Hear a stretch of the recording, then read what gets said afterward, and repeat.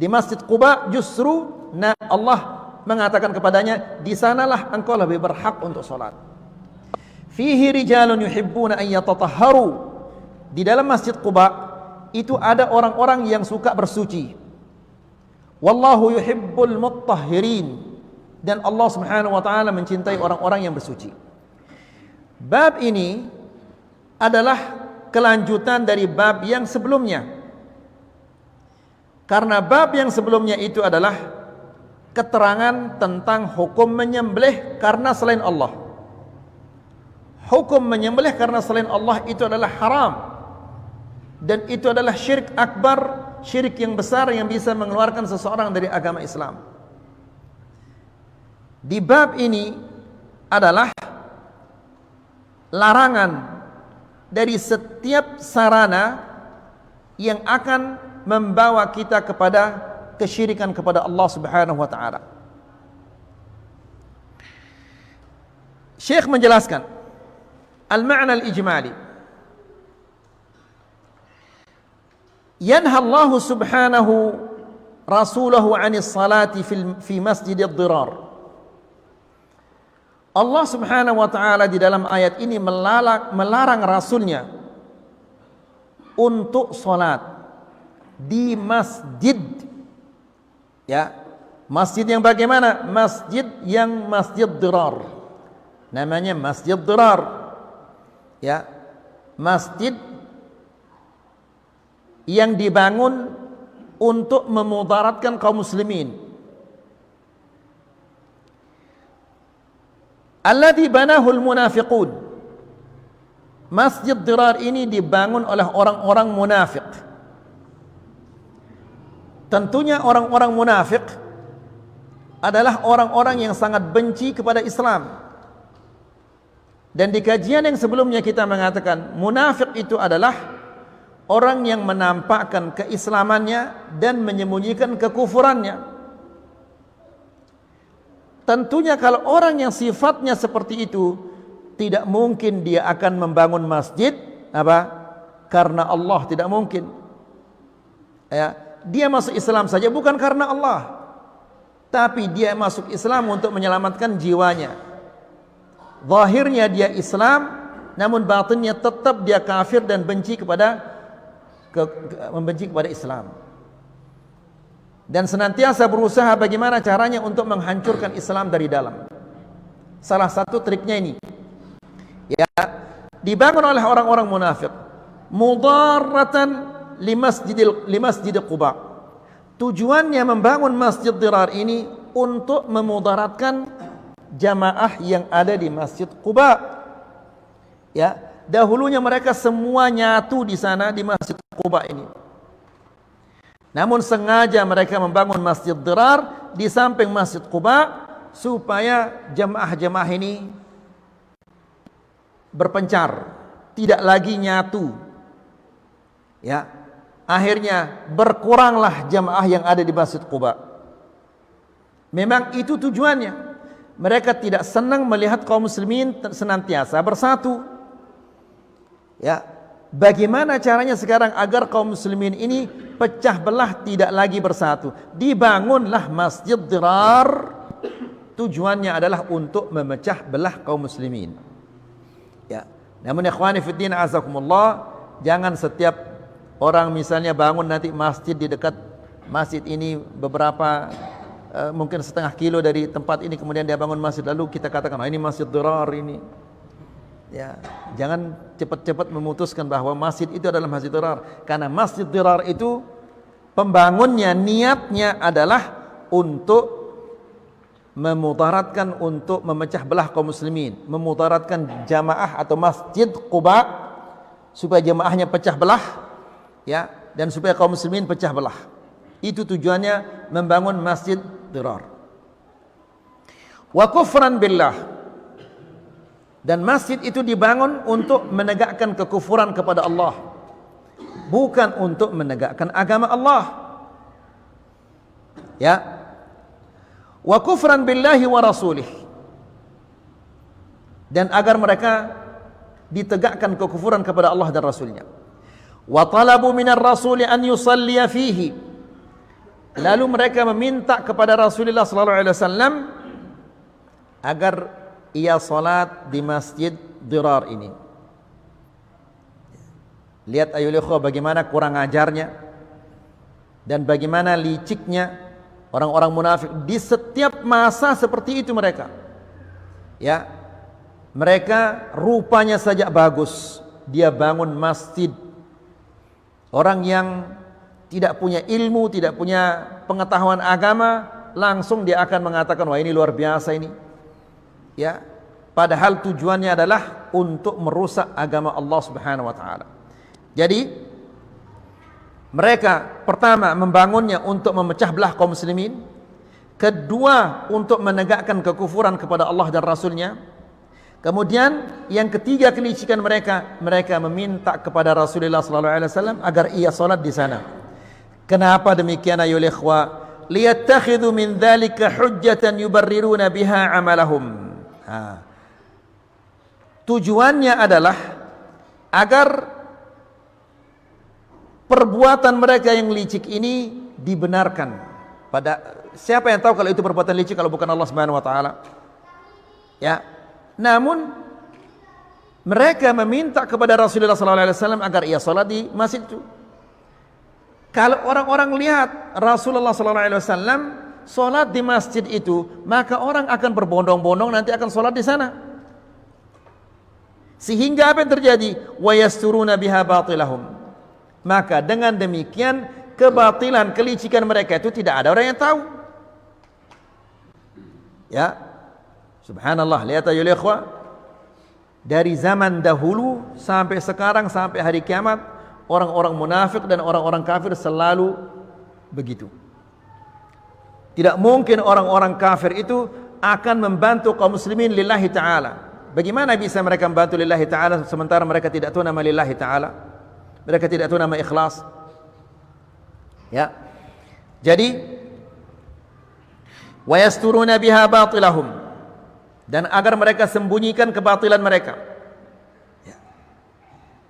Jadi mereka suruh Rasulullah SAW salat di tempat itu agar kejahatan mereka ini tidak diketahui oleh orang banyak. Tapi bagaimana mereka akan menyembunyikan hal ini terhadap Allah Subhanahu wa taala? Fawa'adahum sallallahu alaihi wasallam an yaf'ala ma talabu wa lam ya'lam qasdahum as-sayyi'. Lalu Nabi sallallahu alaihi wasallam pada saat itu dia akan pergi ke Khaybar. Namun Nabi sallallahu alaihi wasallam berjanji kepada mereka, nanti kalau kami pulang dari Khaybar, kami akan salat di masjid kalian. Sekarang kami ini musafir. Ya, kami akan ke Khaybar, nanti kalau kami pulang dari Khaybar kami akan salat di masjid kalian. Dan Nabi sallallahu alaihi wasallam tidak tahu niat jahat mereka. Ini menunjukkan bahwa Rasulullah SAW tidak mengetahui apa? Yang gaib, tidak diketahui. Kalau Rasulullah SAW yang merupakan Nabi yang terbaik, Rasul yang terbaik, manusia yang terbaik, dia tidak mengetahui yang gaib. Masa ada orang selain Nabi SAW yang jelas derajatnya di bawah Rasulullah SAW akan mengetahui yang gaib? Mustahil. Jadi siapa-siapa yang mengatakan dirinya mengetahui yang gaib atau apa yang akan terjadi besok, dia bohong. Dan tidak boleh kita mempercayainya. Apabila kita mempercayainya, maka kita kufur kepada apa yang Allah turunkan kepada Nabi Muhammad SAW, yaitu kita kufur kepada Al-Quran. Ya, termasuk juga ayo ikhwah membaca bintang-bintang zodiak atau yang lain-lainnya. Kalau dia membacanya iseng-iseng saja, ini tidak diterima solatnya 40 hari. Solat kita sudah berantakan, lagi tidak diterima 40 hari. Ya, itu kalau dia sekedar membacanya iseng-iseng. Tapi kalau dia percaya terhadap ramalan-ramalan yang ada di dalam majalah-majalah ini, maka sesungguhnya dia telah kafir terhadap apa yang Allah turunkan kepada Rasulullah sallallahu alaihi wasallam, yaitu kafir kepada Al-Qur'an, wala haula wala quwwata illa billah. Ya. Kemudian walam ya'lam qasdahum as-sayyi. Nabi sallallahu alaihi wasallam tidak tahu niat mereka yang jahat itu. Ini menunjukkan bahwa Nabi sallallahu alaihi wasallam tidak mengetahui yang gaib. Lalu bagaimana Nabi sallallahu alaihi wasallam bisa memberitahu kita tentang kejadian-kejadian yang akan terjadi di akhir zaman? Kejadian-kejadian di kubur. Bukankah ini sesuatu yang gaib? Ya, apa yang akan terjadi pada hari kiamat kelak? Sudah diberitahu kita oleh Rasulullah sallallahu alaihi wasallam. Bagaimana orang berjalan di sirat, bagaimana orang akan ditimbang, bagaimana orang akan menerima catatan-catatannya, semua itu di alam akhirat. Tapi diberitahu kita oleh Rasulullah sallallahu alaihi wasallam. Ya. Apakah dia tahu yang gaib? Tidak sama sekali, dia tidak tahu yang gaib. Tapi diberitahu dia oleh Allah Subhanahu wa taala tentang kejadian-kejadian seperti ini. Allah Subhanahu wa taala berfirman dalam suratul Jin, "Alimul ghaibi fala yudhiru ala ghaibihi ahada."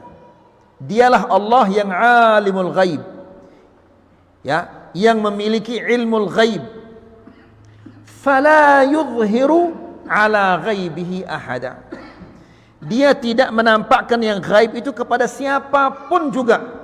Tidak ada manusia yang diberikan oleh Allah Subhanahu wa taala ilmu gaib, tidak ada. Kalau ada manusia yang diberikan oleh Allah Subhanahu wa taala ilmu gaib, maka dia akan setara dengan Allah Subhanahu wa taala. Ya, fala yudhiru ala ghaibihi ahada. Dia tidak tampakkan gaibnya itu kepada siapapun juga. Illa, kecuali man irtada min rasulin, orang-orang yang diridhai oleh Allah Subhanahu wa taala dari kalangan para rasul. Tujuannya apa? Tujuannya adalah untuk mendukung apa? Dakwahnya. Ya, Nabi sallallahu alaihi wasallam dia tidak mengetahui yang gaib, apalagi selain Nabi. Ya, Allah Subhanahu wa taala berfirman di dalam Al-Qur'an, memerintahkan nabinya untuk mengatakan kepada semua manusia, "Qul law kuntu a'lamul ghaiba lastakthartu minal khair." Katakanlah ya Muhammad kepada mereka, seandainya aku mengetahui yang gaib,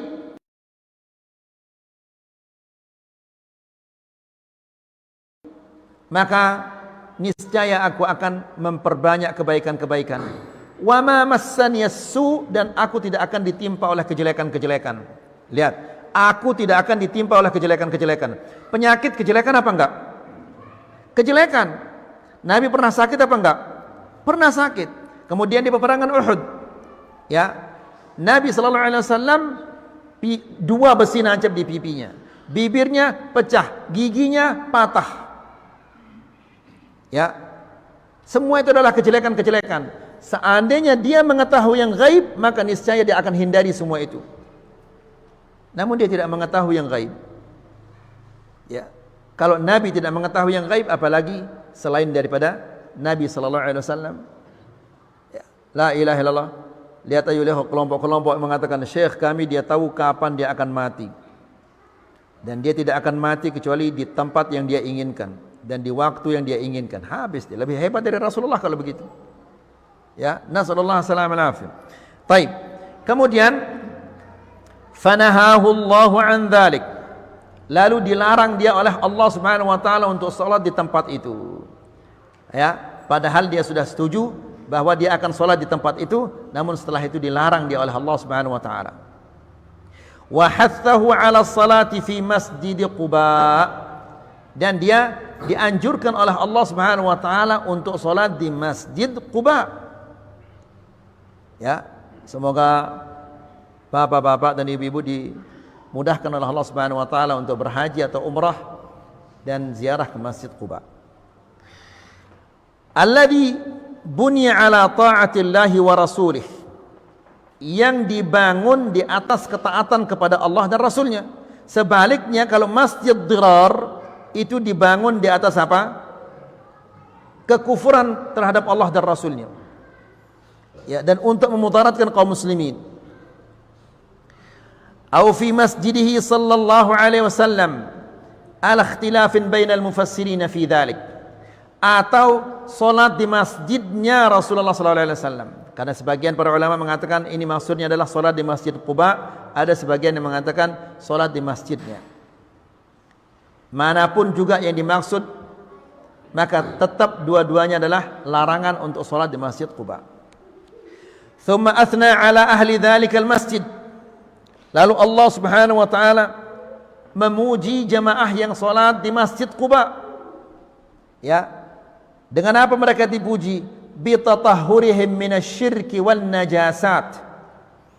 Mereka dipuji oleh Allah Subhanahu wa taala karena mereka mensucikan diri dari kesyirikan-kesyirikan dan kenajisan-kenajisan. Ya. Wallahu yuhibbu man hadhihi sifatuhu. Dan Allah Subhanahu wa taala mencintai orang-orang yang sifatnya seperti ini, yang menjauhkan segala bentuk kesyirikan-kesyirikan dan menjauhkan diri dari segala bentuk kenajisan-kenajisan. Kemudian ikhwani fid din, a'azzakumullah. Apa hubungan ayat ini dengan bab tauhid? Ya.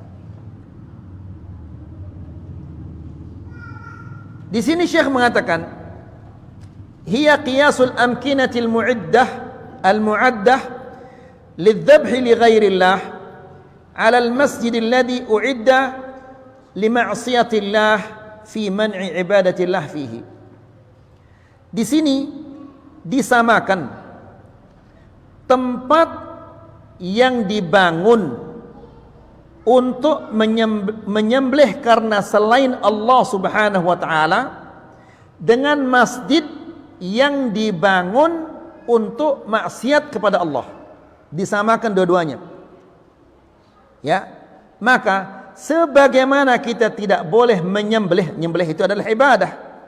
Tidak boleh menyembelih ya menyembelih karena Allah di tempat-tempat yang digunakan untuk menyembelih karena selain Allah, begitu juga kita tidak boleh solat di masjid yang digunakan untuk bermaksiat kepada Allah Subhanahu wa taala.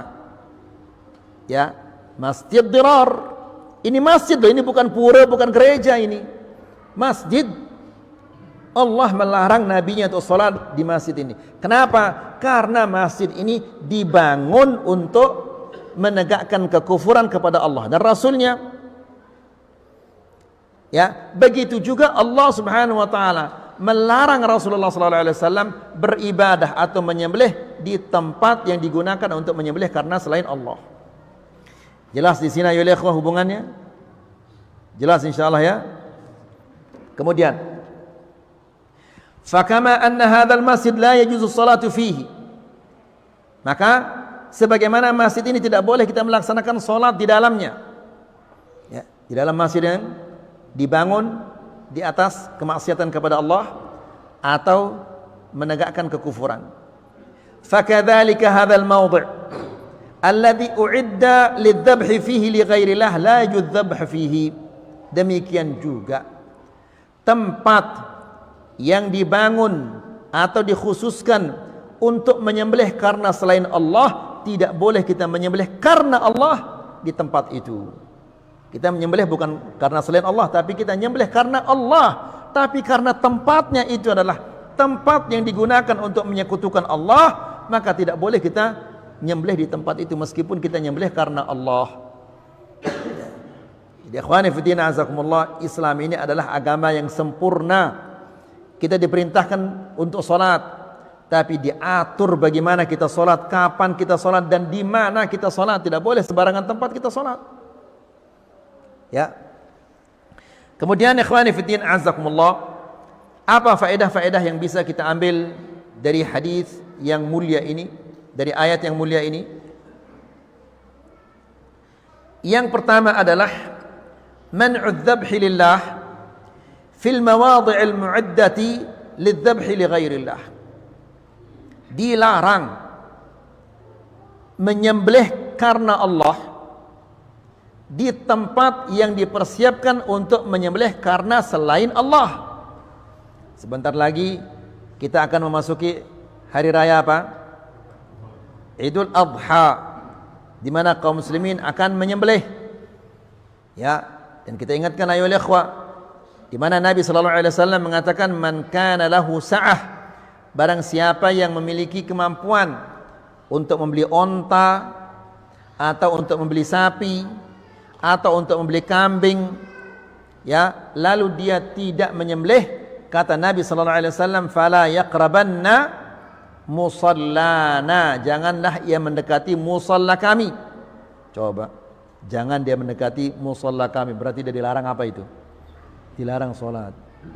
Ya, kenapa? Saking jeleknya orang ini sampai mendekat musalla saja, mendekati musalla saja dilarang dia. Saking jeleknya. Ya, kita kalau ada orang jahat mau masuk ke rumah kita atau mendekati rumah kita, pergi sana, diusir dia. Ya, atau orang-orang yang suka apa? Berghibah, atau orang-orang yang suka menipu, ketika dia mendekat rumah kita, kita suruh dia pergi sana. Ini dilarang mendekati musalla. Berarti bagaimana jeleknya orang ini? Ya, la ilaha illallah. Fala yaqrabanna musallan, jangan sekali-kali dia mendekati musalla kami. Nasallallahu alaihi wasallam. Ya, gara-gara apa? Gara-gara tidak mau berkorban. Berkorban itu bukan wajib, tapi ini adalah sunnah muakkadah, sunnah yang ditekankan. Bukan untuk kita makan daging. Insya Allah kalau makan daging mungkin setiap hari kita bisa makan daging, tapi ini untuk menegakkan apa? Syariat Allah subhanahu wa ta'ala yang sudah banyak ditinggalkan oleh kaum muslimin. Ya. Kemudian qiyasan ala man'i salati fil masjidil muassasi ala ma'asiyatillah. Ini disamakan dengan larangan salat di masjid yang dibangun di atas kemaksiatan kepada Allah. Mungkin tidak ada masjid, orang bangun masjid sekarang untuk menghancurkan Islam, mungkin enggak ada ya. Tidak ada. Ya. Tapi ada masjid-masjid yang kita tidak boleh sholat di dalamnya. Masjid yang seperti apa? Yang ada kuburan di dalamnya. Dilarang kita sholat di masjid yang ada kuburannya. Ya.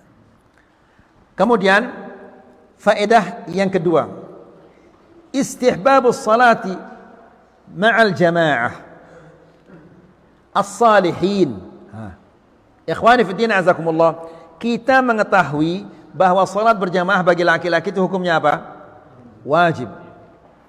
Ya, kalau dia salat di rumahnya ini adalah dosa besar. Nabi sallallahu alaihi wasallam, orang yang tua, yang buta, orang yang buta, yang tidak punya penuntun, yang jalannya rumahnya jauh dari masjid, kemudian jalan di masjid itu banyak serangga-serangga berbisa, tidak diizinkan dia untuk sholat di rumahnya. Lalu bagaimana dengan orang yang sehat dan jalannya baik? Ya, jadi hati-hati ikhwani fillah azakumullah, jangan mengentengkan hal ini. Nah, dianjurkan untuk sholat bersama jamaah, kelompok orang-orang yang saleh. Ya. Jadi kalau di sini berjamaah, di sana berjamaah, di sana berjamaah, ada orang berjamaah, masya Allah banyak masjid yang berjamaah. Antum lihat mana masjid yang lebih banyak orang-orang yang saleh itu. Lihat, ini menunjukkan bagaimana pengaruhnya orang-orang yang saleh itu terhadap apa? Terhadap lingkungannya. Sebagaimana orang yang jahat itu memiliki pengaruh yang sangat buruk terhadap apa? Terhadap lingkungannya. Ya, lihat ikhwani fillah azakumullah, pernah kita sampaikan di kajian-kajian yang sebelumnya bahwa Rasulullah SAW ketika memasuki suatu tempat yang namanya Hijr, ya, Nabi SAW mengatakan, jangan kalian minum dari sumur desa ini, jangan onta-onta kalian makan dari rumput desa ini. Ya, kenapa? Karena ini adalah desa yang penduduknya diazab oleh Allah Subhanahu wa taala. Padahal jarak antara Rasulullah SAW dan orang-orang yang dibinasakan dan diazab oleh Allah Subhanahu wa taala entah berapa ratus tahun atau berapa ribu tahun, kita tidak tahu. Namun masih sampai saat itu sumurnya itu terpengaruh oleh dosa-dosa mereka, sampai Nabi SAW melarang sahabat-sahabatnya, jangan kalian minum dari air sumur desa ini, jangan onta-onta kalian makan dari rumput desa ini. Ya, ternyata ada sahabat-sahabat yang sudah apa? Sudah membuat adonan roti. Sekarang kalau dibuang ini tabdzir, ini dikasih onta-onta mereka makan. Ya, lihat apa hubungannya? Sumur, rumput yang melakukan dosa adalah orang-orang manusia, penduduk-penduduknya. Tapi lihat bagaimana pengaruh dosa itu bukan hanya kepada kita, Tapi kepada kita sudah jelas ini. Kepada anak istri kita ini sudah jelas ini. Tapi kepada lingkungan kita juga. Rumput-rumput yang ada di desa kita, air yang ada di desa kita itu akan terpengaruh dengan dosa-dosa yang kita lakukan. Bahkan ikhwani fiddin azakumullah, Al-Hajarul Aswad, kita semua tahu Hajar Aswad. Al-Hajarul Aswad ini ketika pertama kali diturunkan oleh Allah Subhanahu wa taala, dia putih bersih, lebih putih daripada salju. Kenapa dia bisa hitam seperti itu sampai dinamakan dia Al-Hajarul Aswad? Ya, dikatakan sawadathu khataya bani Adam, dihitamkan oleh dosa-dosa anak Adam saking banyaknya orang-orang musyrik yang mengusapnya. Ya, orang-orang musyrik mengusapnya sampai dia hitam batu itu. Ya, nasallallahu salamal afiyah. Jadi jangan mengentengkan dosa-dosa itu. Ya. Istihbabus salati ma'al jama'atis salihin al-mutanazzihin an mulabasatil qadurat. Dianjurkan untuk salat bersama kelompok orang-orang yang saleh. Subhanallah ayyuhal ikhwah. Ya, berteman dengan orang saleh itu kita untung, enggak ada ruginya. Ya. Nabi sallallahu alaihi wasallam mengibaratkan berteman dengan orang saleh itu ibarat apa? Ibarat kita berteman dengan orang apa? Penjual minyak wangi. Ya, kalau teman kita adalah penjual minyak wangi, bisa jadi kita dikasih ngetes. Nih, minyak wangi baru ini, dites. Kan bagus itu. Dikasih kita gratis ngetes. Ya, atau kita akan membeli dari dia. Dua-duanya bagus. Atau kalau kita tidak dikasih ngetes, kita juga tidak membeli, maka kita pasti akan mencium apa? Aroma yang harum. Semuanya bagus itu. Kemudian teman yang jelek kata Rasulullah SAW ibarat apa? Meniup tungku besi. Kalau kita berteman dengan orang peniup tungku besi, bisa jadi, dan ini pasti insya Allah ya, baju kita akan bolong-bolong. Banyak bolongnya, meskipun kita tidak ngerokok. Ya, kan biasanya kalau orang ngerokok itu pasti ada saja bolong-bolong di bajunya atau di celananya atau di sarungnya atau di jubahnya. Ya, begitu juga kalau kita berteman dengan peniup tungku besi, kan ketika ditiup apa namanya? Bukan api, bunga-bunga api itu akan berterbangan ke sana kemari, kena kita, bolong baju kita. Kalau baju kita selamat, maka kita tidak akan selamat dari aroma yang tidak sedap itu. Itu kalau kita berteman dengan pandai besi. Ya. Dan Nabi sallallahu alaihi wasallam mengatakan, la tusahib illa mu'minan. Jangan kamu berteman kecuali dengan orang-orang beriman. Ini larangan tegas. Jangan kamu berteman kecuali dengan orang-orang beriman. Boleh kita bertransaksi, jual beli dan yang lainnya, tapi menjadikan mereka teman akrab, kemudian curhat dengan mereka enggak boleh. Kemudian apa kata Rasulullah SAW? Wala ya'kulu ta'amaka illa taqi. Dan jangan makananmu itu dimakan kecuali oleh orang-orang yang bertakwa. Ya. Jangan makanan kita dimakan sama orang yang penipu, orang yang suka berghibah. Makanan kita dimakan, tenaganya kuat, semakin kuat dia bermaksiat kepada Allah Subhanahu wa taala. Wala ya'kulu ta'amaka illa taqi. Dan jangan makananmu itu dimakan kecuali oleh orang-orang yang bertakwa kepada Allah Subhanahu wa taala. Al-mutanazzihin 'an mulabasatil qadurat. Ya, jemaah yang saleh yang membersihkan diri dari kotoran-kotoran, imma kotoran kesyirikan, atau kotoran bid'ah, atau kotoran maksiyah, atau kotoran-kotoran yang lain, kotoran di badannya. Ya, jadi ini menunjukkan bahwa Islam itu adalah agama yang menjaga kebersihan, kebersihan hati dan kebersihan apa? Kebersihan fisik dan pakaian. Yang ketiga, isbatul mahabbati lillah 'ala al-wajhi al-la'iq bihi subhanahu kasairi sifatihi. Ayat ini menetapkan sifat cinta bagi Allah. Karena Allah di dalam ayat ini berfirman, wallahu yuhibbul mutahhirin. Sesungguhnya Allah Subhanahu wa taala mencintai orang-orang yang bersuci. Berarti Allah Subhanahu wa taala mempunyai sifat apa? Mencintai. Ya, Wallahu yuhibbul mutahhirin. Allah mencintai orang-orang yang bersuci. Berarti Allah Subhanahu wa taala memiliki sifat mencintai. Bagaimana dia mencintai? Wallahu taala a'lam bagaimana dia mencintai. Namun dia sendiri Allah Subhanahu wa taala yang memberitahu kita bahwa dia memiliki sifat mencintai. Ingat ayo ikhwah, ketika Imam Malik ditanya ya, tentang apa? Apa ditanya Imam Malik? Tentang Ar-Rahmanu 'alal 'arsy istawa, Allah bersemayam di atas 'arsy. Orang itu bertanya, "Wahai Imam Malik, kaifa istawa?" Bagaimana Allah Subhanahu wa taala bersemayam di atas 'arsy? Ya, maka Al-Imam Malik bercucuran keringat dia. Ya, karena ini adalah sesuatu yang sangat berat untuk menjawabnya. Bagaimana Allah Subhanahu wa taala bersemayam di atas 'arsy-Nya? Al-Imam Malik mengatakan, al-istiwa'u ma'lum. Bersemayam itu ma'lum, semua orang tahu maknanya. Ya, wal kaifu majhul. Bagaimana dia bersemayam majhul, tidak ada orang yang tahu. Wal imanu bihi wajib. Beriman bahwa Allah bersemayam itu wajib. Ya, kenapa kita wajib beriman? Karena Allah yang mengatakan demikian, bukan kita. Bukan kita karang-karang. Berapa kali di dalam Al-Quran Allah menyebutkan tentang bersemayam ini?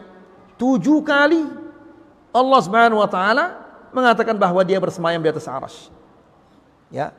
Namun sekarang subhanallah, orang yang mengatakan bahwa Allah Subhanahu wa taala bersemayam di atas 'arsy dianggap dia ini ajaran baru, macam-macam. Ya. Kemudian wal kaifu majhul wal imanu bihi wajib was su'alu anhu bid'ah. Dan bertanya bagaimana dia bersemayam itu adalah bid'ah. Kenapa? Karena para sahabat dahulu tidak pernah bertanya kepada Rasulullah SAW bagaimana Allah itu bersemayam. Ya, semua sifat-sifat Allah seperti itu kita tahu maknanya. Hakikat dari sifat itu bagaimana bentuknya kita tidak tahu. Namun kita wajib beriman. Ya, karena yang menyampaikan kepada kita adalah Allah atau Rasulnya. Ya, dan bertanya bagaimana itu adalah bid'ah. Allah punya jari apa enggak? Punya jari. Mana dalilnya bahwa Allah Subhanahu wa taala punya jari? Rasulullah sallallahu alaihi wasallam mengatakan, "Qulubu bani Adam." Hati-hati anak Adam berada di mana? Di tengah 2 jari di antara jari-jari Allah.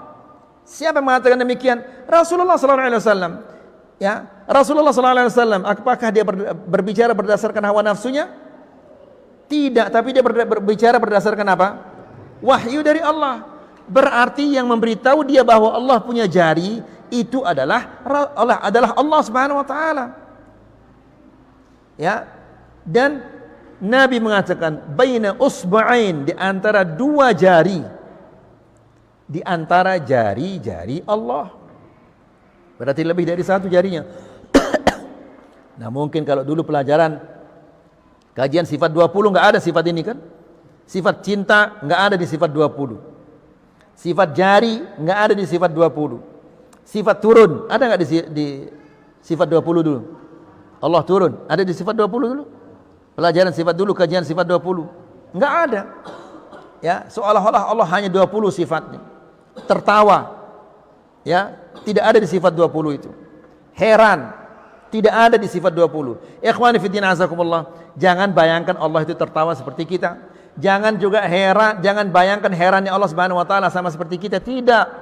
Allah itu laisa kamitslihi syai'. Tidak ada sesuatu yang menyerupainya dari makhluk-makhluknya. Bagaimana? Mana mungkin makhluk akan menyerupai Allah Subhanahu wa taala? Wa huwas sami'ul basir, dan Allah itu maha mendengar lagi maha melihat. Ya, jangankan Allah Subhanahu wa taala, makhluk-makhluknya saja. Di dalam sorga ada anggur apa enggak? Ada anggur apa enggak? Ada. Di dunia ada anggur. Apakah sama anggur sorga dan anggur dunia? Enggak sama. Ya.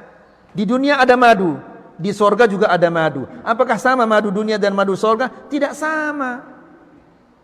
Ya, kenapa kita berani mengatakan tidak sama? Ya, karena Allah Subhanahu wa taala mengatakan apa yang ada di dalam surga itu tidak pernah terlintas di benak manusia. Ya, khamr di surga apa? Ada apa enggak khamr? Ada. Di dunia ada khamr. Ya. Di dunia 2 gelas kita minum khamr, kalah teler dia, semua ditabrak. Tapi khamr di akhirat Allah mengatakan ladzatil lisyaribin, kenikmatan bagi peminumnya. Ya. Di dunia ada susu, di surga juga ada susu. Bedanya apa? Kalau di dunia susu kaleng, kalau di surga susunya apa? Sungai, koko itu. La ilaha illallah. Bagaimana kita hayalkan? Tetap dia salah hayalan kita. Semoga Allah Subhanahu wa taala masukkan kita ke surga. Ya. Jadi yang ketiga, isbatul mahabbati lillah 'ala al-wajh al-la'iq bih. Menetapkan sifat cinta bagi Allah Subhanahu wa taala, ya, dengan cara yang layak dengan kebesaran Allah Subhanahu wa taala. Bagaimana kalau Allah Subhanahu wa taala tidak memiliki sifat cinta ya ikhwah? Mungkin kita semua akan dikekalkan di neraka. Tapi Allah Subhanahu wa taala punya sifat cinta, punya sifat rahmah, punya sifat ghaffar, punya sifat tawwab. Ya. Kemudian yang keempat, al-hathu ala isbaghil wudu'i wat tatahhuri minan najasat. Anjuran untuk menyempurnakan wudu. Ya. Jadi ikhwani fillah azakumullah, agar kita mengetahui wudu kita ini sempurna atau tidak sempurna, wudu yang sempurna itu adalah wudu yang sesuai dengan yang diajarkan oleh Rasulullah sallallahu alaihi wasallam. Maka kita harus menuntut ilmu agar kita tahu bagaimana cara Nabi sallallahu alaihi wasallam berwudu. Begitu juga salat, harus kita salat sesuai dengan cara yang dipraktekkan oleh Rasulullah sallallahu alaihi wasallam. Karena Nabi sallallahu alaihi wasallam mengatakan sallu kama ra'aitumuni usalli.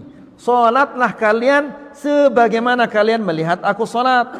Ada orang yang gagal faham di sini, dia mengatakan sallu kama ra'aitumuni usalli. Ini dalil bahwa kita kalau salat usalli salatul maghrib. Coba. Ya, ini gagal faham ini.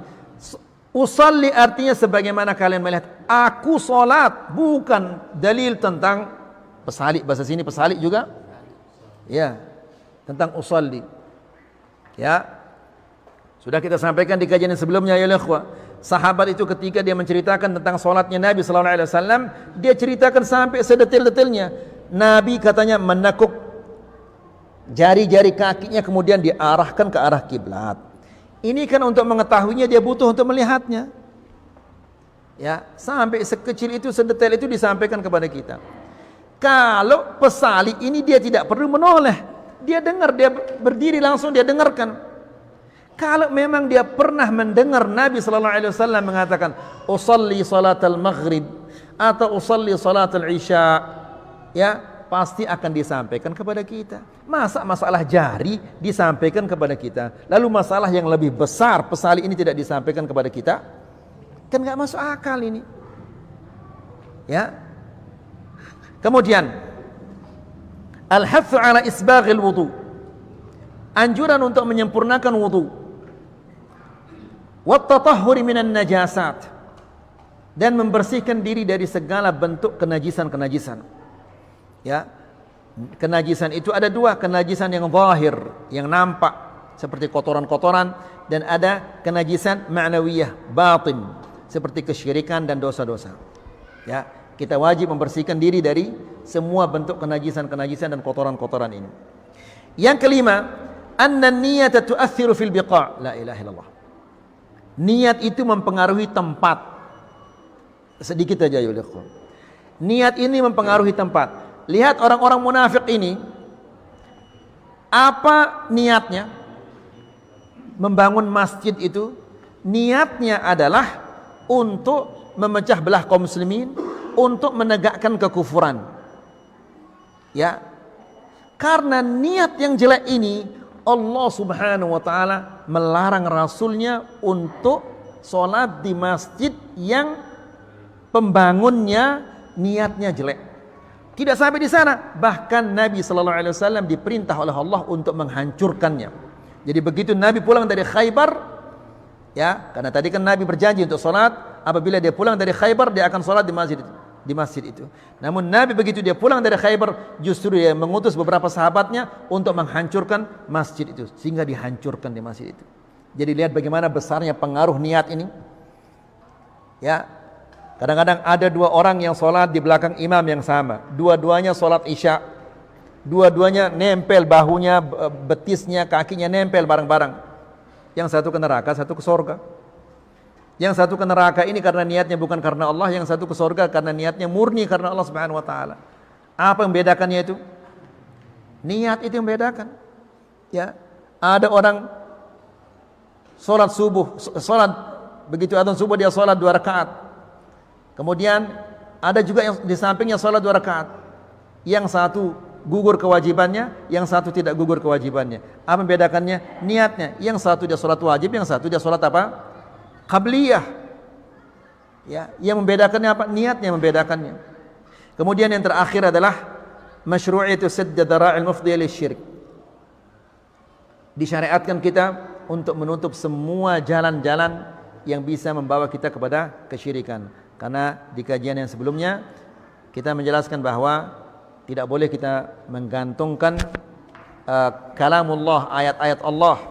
Karena apabila kita menggantungkan kalamullah, ayat-ayat Allah, maka besok atau lusa akan digantung yang selain ayat-ayat Allah di situ. Maka terjerumuslah orang itu ke dalam kesyirikan. Ini saja yang bisa kita sampaikan pada malam ini. Semoga ini bermanfaat, semoga bisa menambah keimanan kita dan ketakwaan kita kepada Allah Subhanahu wa taala. Wa sallallahu ala nabiyyina Muhammad walhamdulillahi rabbil alamin.